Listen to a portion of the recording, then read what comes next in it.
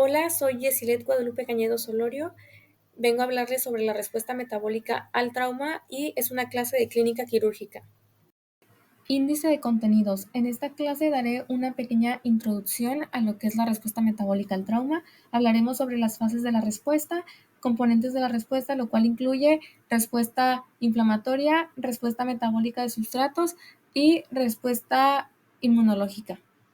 ¿Qué es un trauma? El término trauma se refiere a una lesión o un daño físico causado por una fuente externa, que esta puede variar desde un accidente automovilístico hasta una caída, un golpe o una herida por arma blanca o de fuego.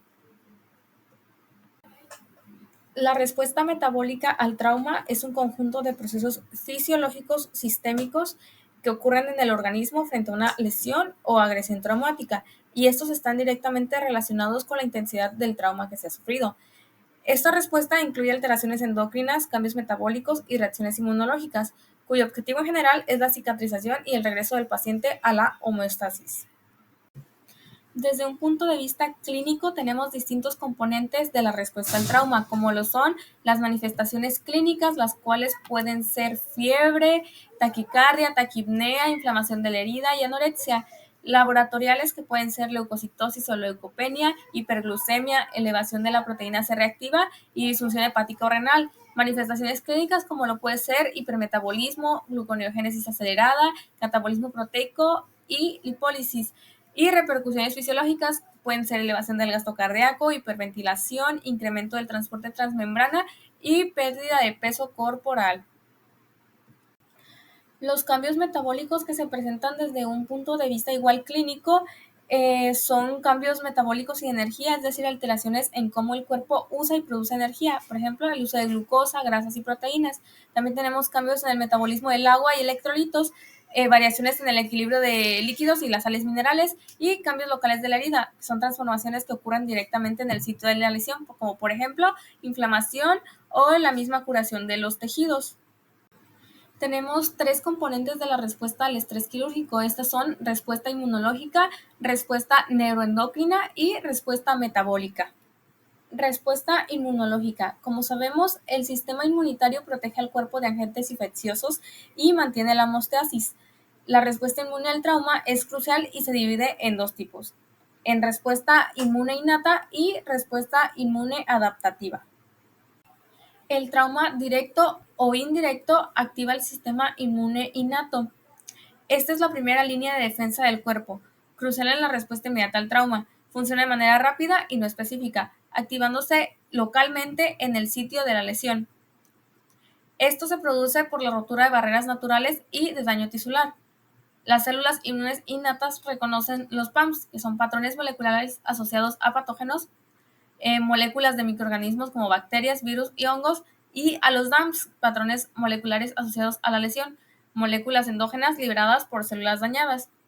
Su objetivo es iniciar el proceso de inflamación y coagulación para controlar el daño. Una activación excesiva de esta respuesta puede llevar a un síndrome de respuesta inflamatoria sistémica, la cual será explicada en unas diapositivas más adelante. La respuesta inmune adaptativa es una respuesta más especializada y específica que se desarrolla más lentamente. Actúa en complemento a la respuesta innata y es fundamental para la eliminación a largo plazo de patógenos y a la memoria inmunológica. Las células TH1 se encargan de la inmunidad celular y las TH2 de la inmunidad humoral. Como ya les había comentado, el síndrome de respuesta inflamatoria sistémica suele ser una respuesta inmune innata exagerada. Esta se caracteriza por la activación y liberación masiva de mediadores inflamatorios en el torrente sanguíneo, lo cual puede evolucionar a sepsis, disfunción orgánica múltiple e incluso hasta la muerte. Es heterogéneo y su gravedad suele depender de factores genéticos. Respuesta neuroendocrina. El cerebro, específicamente el hipotálamo, integra y procesa las señales nerviosas y morales, siendo el punto de origen de esta respuesta. Como resultado de la lesión tisular, se generan estímulos nocivos de estimulación mecánica, presión y la liberación de mediadores inflamatorios. Esos estímulos activan de manera directa los nociceptores ubicados en las neuronas somatosensoriales periféricas, lo que resulta en la codificación del dolor.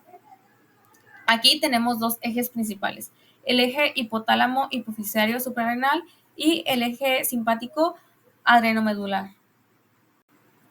Eje simpático adrenomedular. El hipotálamo es la estructura encargada de modular la respuesta neuroendocrina y se activa por el dolor derivado de la lesión tisular, la hipovolemia y procesos inflamatorios.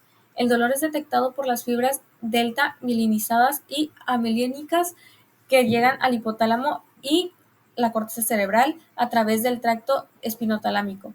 Asimismo, los vasoreceptores ubicados en los cuerpos carotídeos y en las aurículas del corazón detectan la hipovolemia. Estos estímulos llegan al hipotálamo por medio de los pares craneales 9 y 10. De manera simultánea, las ramas colaterales que están por debajo de la unión bulbopotina envían la información de los nociceptores al centro vasomotor de la médula ventrolateral rostral, activando así la vía simpática que ocasiona el aumento de la presión arterial y favorece el inotropismo y cronotropismo positivo cardíaco. El sistema nervioso simpático, por medio de las fibras preganglioniales que hacen sinapsis en la médula suprarrenal, provoca el aumento en la producción de catecolaminas. Las fibras postganglionares hacen sinapsis en órganos diana, lo que se traduce en liberación de norepinefrina, que en conjunto y a través de diferentes receptores activan la respuesta de huida o de lucha. El eje simpático adrenomedular tiene dos efectos principales, de respuesta rápida y antiinflamatorio, en donde las catecolaminas interactúan con sus receptores que están ubicados principalmente en los macrófagos, monocitos, células NK y linfocitos para inducir respuestas antiinflamatorias con mayor potencia.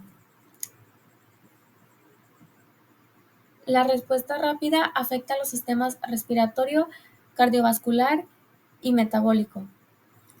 En el metabólico regulan el glucagón, las catecolaminas y las secreciones de insulina, liberando energía, glucogenólisis y lipólisis.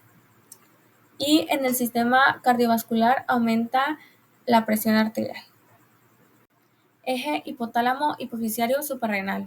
Los mediadores proinflamatorios, en conjunto con el estrés fisiológico de la lesión tisular, estimulan a los núcleos del tronco encefálico para que entreguen esa información al núcleo paraventricular del hipotálamo. Como resultado de esta activación, el núcleo paraventricular del hipotálamo estimula la secreción de la hormona liberadora de corticotropina, que junto con la vasopresina estimulan aún más la hipófisis anterior para liberar la hormona adrenocorticotrópica. De igual forma, la hormona adrenocorticotrópica se libera mediante exocitosis y actúa en los receptores de melanocortina 2 a nivel de la zona fasciculada de la corteza suprarrenal para sintetizar y secretar glucocorticoides, especialmente el cortisol, que posteriormente se libera a la circulación sistémica. Las proteínas transportadoras, específicamente la globulina fijadora de cortisol y la albúmina, imposibilitan que el cortisol se extienda a todos los órganos diana, circulando solo el 5% de cortisol en su forma activa. Además, en el sitio de inflamación, los polimorfonucleares activados encienden la globulina fijadora de cortisol, lo que provoca la elevación de los niveles de cortisol. La liberación plasmática de cortisol activa un mecanismo de retroalimentación negativa en el eje hipotálamo hipofisario, lo que resulta en la disminución de la secreción de la hormona liberadora de corticotropina y de la hormona adrenocorticotrópica, fundamental para restablecer la homeostasis. Respuesta metabólica al trauma. Esta se divide en tres fases que describen las diferentes adaptaciones del organismo durante la evolución y la recuperación del trauma. Tenemos la fase hipodinámica o fase EBB, la fase hiperdinámica o fase flow y la fase anabólica. Fase hipodinámica o fase EBB es la respuesta inmediata del organismo a una lesión o trauma. Se caracteriza por un estado de declinación de la vitalidad y una gran inestabilidad cardiovascular. Su objetivo es preservar la función de órganos vitales como el cerebro y el corazón, minimizando el sangrado y la pérdida de calor. La causa principal es la pérdida de fluidos corporales, que lleva a una disminución del gasto cardíaco y por consiguiente a una hipoperfusión tisular. Esta hipoperfusión genera una reducción aguda del metabolismo y si no se corrige a tiempo, el paciente puede evolucionar hacia la necrobiosis y la muerte. Durante esta fase, el cuerpo activa una respuesta simpática intensa como mecanismo compensatorio. Los vasoreceptores detectan la pérdida de resistencia vascular causada por la disminución de fluidos, lo que desencadena un incremento en la actividad del sistema nervioso simpático. Esto se traduce en la liberación de catecolaminas, glucosa, lactato sérico y ácidos grasos, con el fin de movilizar reservas energéticas y de mantener las funciones vitales. La fase flow o fase hiperdinámica es la etapa que sigue a la fase EBB, marcando un resurgimiento a la vitalidad del organismo. Es un periodo de gran estrés metabólico y una respuesta de compensación interna. Se caracteriza por un estado hipermetabólico e hiperdinámico donde el cuerpo se prepara para la reparación y la curación. Su objetivo es proporcionar la energía necesaria para la cicatrización, la respuesta inmunológica y la reparación celular, permitiendo que el cuerpo se recupere del trauma. La fase flow puede iniciarse después de 5 días de la lesión o trauma y persistir durante semanas e incluso hasta 9 meses. Esta se divide en dos subfases, una etapa aguda, catabólica, y una etapa de adaptación, anabólica, reflejando la complejidad de la respuesta del cuerpo al trauma a lo largo del tiempo. El organismo acelera su metabolismo para generar la energía y los sustratos necesarios para la reparación de los tejidos. Esto se logra mediante el uso de carbohidratos, proteínas y ácidos grasos. Fase anabólica. Esta fase es la tercera etapa de la respuesta sistémica a una lesión, descrita por Francis D. Moore en 1953. Esta fase inicia cuando los sistemas compensadores del cuerpo prevalecen, marcando el fin del periodo de hipermetabolismo de la fase flow. Se caracteriza por un metabolismo anabólico, lo que significa que el cuerpo se centra en la construcción y reparación de los tejidos en lugar de su degradación. En esta etapa, el gasto energético disminuye y el metabolismo cambia a las vías de construcción. La fase anabólica puede durar varios meses y su objetivo principal es la recuperación completa de las funciones corporales. Los procesos clave que ocurren aquí son la cicatrización de las heridas, la remodelación ística, el crecimiento capilar y la recuperación funcional. En la respuesta metabólica al trauma tenemos 3 sustratos metabólicos muy importantes. Iniciamos con los lípidos, ya que son la fuente primaria de energía después del traumatismo. Las reservas de grasa en el cuerpo aportan entre el 50 y el 80% de la energía que se consume durante la fase crítica de un traumatismo. Su movilización es conocida como lipólisis y ocurre en respuesta al estímulo de catecolaminas y de la lipasa sensible a hormonas, que es capaz de hidrolizar una gran variedad de esteres, entre ellos los triglicéridos, que liberan ácidos grasos junto con la acción de las otras hormonas de la fase aguda. Así, los ácidos grasos libres y el glicerol ingresan a la circulación capilar para ser transportados por la albúmina para llegar a las células, en donde se conjugan con la coenzima A del citoplasma, que al ingresar a las mitocondrias sufren beta-oxidación y se transforman en acetilcoenzima A, que ingresa al ciclo respiratorio liberando energía en forma utilizable. El siguiente sustrato metabólico es la glucosa. Después de un traumatismo hay ajustes en el metabolismo de la glucosa para mantener un estado energético adecuado a la demanda emergente. Una respuesta característica del organismo en un traumatismo es presentar resistencia a la insulina. Se produce hiperglucemia por el incremento de la producción de glucosa y la resistencia a la insulina. La glucosa producida se utiliza como fuente de energía para el sistema inmune, las células de la herida, la médula ósea y el cerebro. El siguiente sustrato metabólico son las proteínas. Estas representan el tejido activo y funcional del organismo que en la masa muscular contribuye a su estructura, como a su actividad bioquímica enzimática intracelular. Es de suma importancia mencionar que las proteínas musculares no son un reservorio de energía como los carbohidratos y las grasas.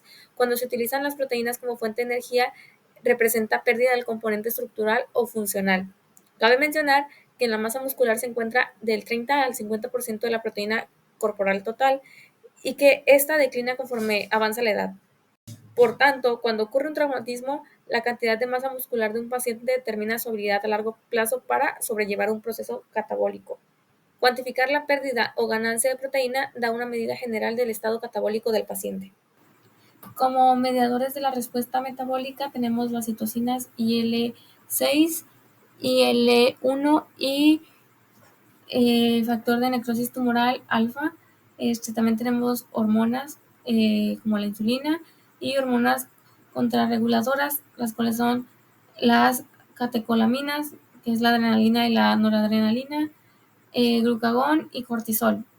Las citocinas, junto con las hormonas del estrés, causan la movilización de proteínas y la resistencia a la insulina. La respuesta metabólica busca proporcionar combustible al organismo frente al estrés y frente a la inflamación.